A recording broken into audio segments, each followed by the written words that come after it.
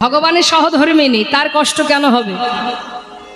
শুধু তাই নয়, এই কলিযুগে মহাপ্রভুর বামিকে, ভগবান গৌরহরির বামিকে মা বিষ্ণুপ্রিয়া।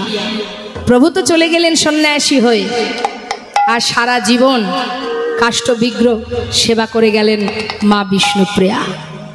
চার দেওয়ালের মধ্যে বাধা থেকে সারাদিনে মহামন্ত্র জপ করতেন। দেখুন মা ভজন কাকে বলে। সারাদিন মহামন্ত্র জপ করত, মানে হরিনাম মহামন্ত্র। 16 নাম 32 অক্ষর শেষ হলেই একটা করে তন্ডুল মানে চাল আলাদা করে করে রাখত। এইভাবে সারাদিনে যতবার মহামন্ত্র জপ করত ততবার তন্ডুল আলাদা করত।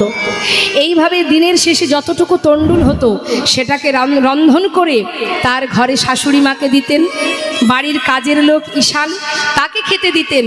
অবশেষে যেটুকু থাকতো নিজের প্রাণটাকে বাঁচিয়ে রাখার জন্য সেবা করত। কেন? যত সময় প্রাণটা বেঁচে থাকবে তত সময় আমি প্রভুর সেবা করতে পারবো। তাই ভগবানকে ভালোবাসা অত সহজ নয় মা। ভক্ত বললেই ভক্ত হওয়া যায় না গো, অত সহজ নয়। যারা যুগ যুগ ধরে জঙ্গলে বসে বসে সাধনা করছে তারা ভগবানের চরণ লাভ করতে পারছে না। আর তুমি মায়ার সংসারে মোহমায়ায় ডুবে থেকে তুমি নিজেকে কি করে ভাবো আমি বড় ভক্ত?